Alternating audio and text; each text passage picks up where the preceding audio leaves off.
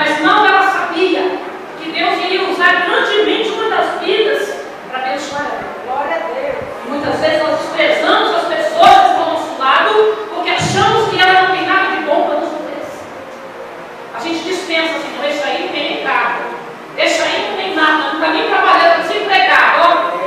Chave e bênção para ele. Aleluia. Mas eu quero dizer que de onde não se espera que Deus faz brotar. Glória a De onde Deus. não se espera que você vai ter a dar a muitos. Porque Deus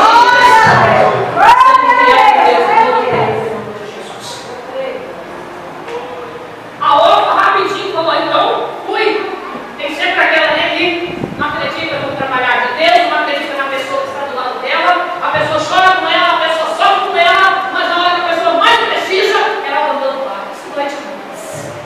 Isso não tem nada a ver com o mundo. Mas eu quero dizer que até quem te abandona é plano de Deus para a sua vida, porque você não ia precisar dela. Ela não ia fazer diferença nenhuma se ela tivesse ido. Porque o tratar aqui é para outra. O tratar de Deus aqui nessa noite não é com quem não veio, é com quem está. Quem ficou em casa, Deus vai tratar com quem. Depois você conta para ele o que ele perdeu. Amém? Conta para ele a bênção que ele perdeu. Ruth disse assim, não, eu vou junto. Aonde você for, eu irei também. Sabe aquela amigona? Por isso que o nome de Ruth é amiga, né? Significado. Sabe aquela amiga que fala, não, irmã, você vai sair da igreja, vai vou também. Ô, irmã, você vai pular de casa, vou visitar o seu lar. Sabe quanto tempo que a gente com você? Você está desempregado, passando necessidade, a pessoa vai do seu lado.